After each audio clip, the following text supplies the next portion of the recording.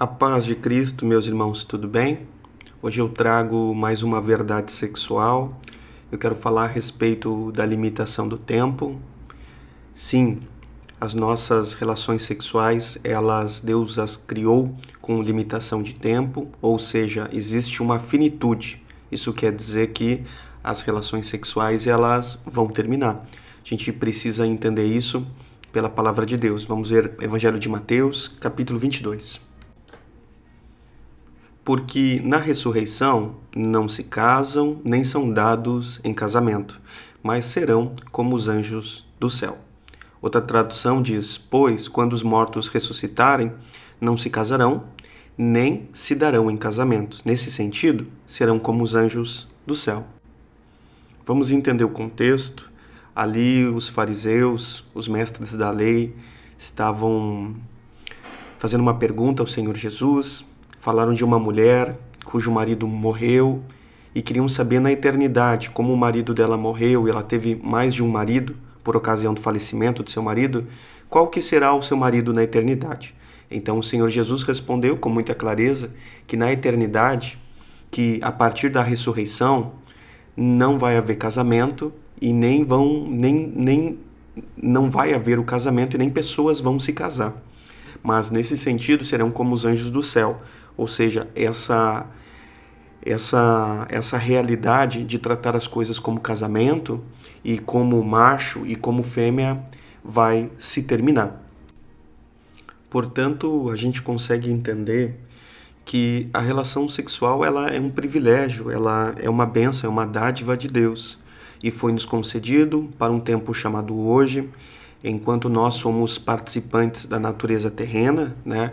Então nós podemos viver esse privilégio. Eu trouxe algumas anotações e eu quero ver com vocês. Primeiro, eu quero corrigir alguns pensamentos bem práticos. Conforme vimos no vídeo anterior, o fato do homem e da mulher serem seres sexuais está dentro da criação de Deus, onde Deus diz que é bom, onde Deus diz que é muito bom.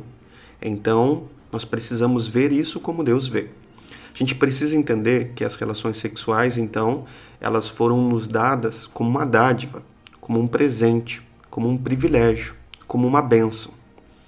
Precisamos lembrar que nós só podemos desfrutar do relacionamento sexual dentro do casamento e dentro de todo o princípio de pureza, dentro daquilo tudo que é correto, dentro daquilo que é certo.